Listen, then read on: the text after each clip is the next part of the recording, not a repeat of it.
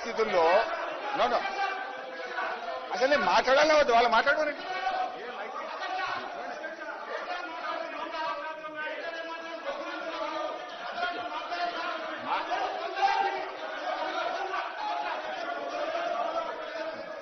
Deviation కాకండి మరి, deviation కాకండి, డీవియేషన్ కాకండి.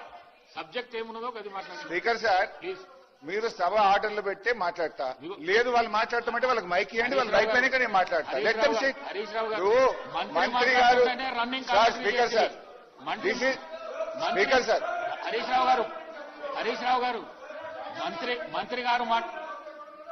మంత్రి గారు మాట్లాడుతుంటేనే రన్నింగ్ కామెంటరీ చేస్తుంది. మీరేమో డైవర్ట్ అవుతున్నారు, సబ్జెక్ట్ డైవర్ట్ అవుతున్నారు. కాకండి. స్పీకర్ సార్, నాది ఒకటే సబ్మిషన్.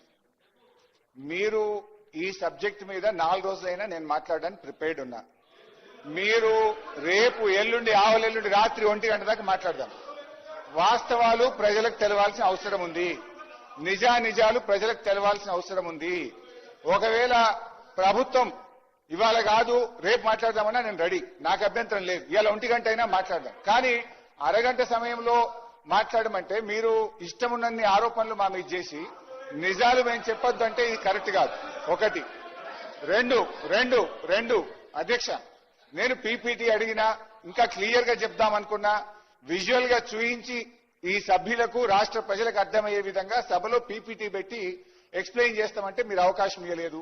ఓకే.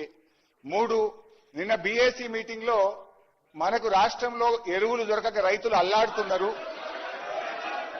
రాష్ట్రంలో వరదతో రైతులు ప్రజలు ఇబ్బంది పడతా ఉన్నారు, దాని మీద మాట్లాడదామంటే లేదే అది మాకు ఇంపార్టెంట్ కాదు, వరదల తర్వాత ఎరువులు తర్వాత బురద రాజకీయాల మీద మాట్లాడదామని పెట్టారు. ఓకే, దీని మీదనే మాట్లాడతా.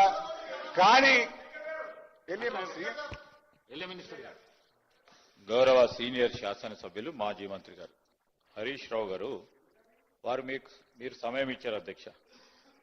ప్రభుత్వ పరంగా మొట్టమొదటిసారి మీరు మా సభ్యులకు అవకాశం ఇవ్వకుండా నేరుగా ఈ సబ్జెక్ట్ సీరియస్నెస్ దృష్టిలో పెట్టుకొని మీరు అపోజిషన్ కు సంబంధించి వారికి అవకాశం ఇచ్చారు అధ్యక్ష. దాన్ని ఉపయోగించుకోవాలా? హాఫ్ అన్ అవర్ లో మేమేం చెప్పినప్పటికీ మీరు హాఫ్ అన్ అవర్ లో తిరిగి రిప్లై చేయాల్సిన శక్తి మీలో ఉంది. దాన్ని మళ్ళీ చెప్పి 3 గంటలు చెప్పొచ్చు, 6 గంటలు చెప్పొచ్చు, 9 గంటలు చెప్పొచ్చు, 12 గంటలు చెప్పొచ్చు. మా మంత్రి గారు కూడా 12 గంటలు మాట్లాడొచ్చు, మా మంత్రి గారు కూడా 24 గంటలు మాట్లాడొచ్చు. ఎల్లుండి వరకు కూడా కంటిన్యూగా నడపాలంటే కూడా మాకు శక్తి ఉంది, యుక్తి ఉంది. నేను దయచేసి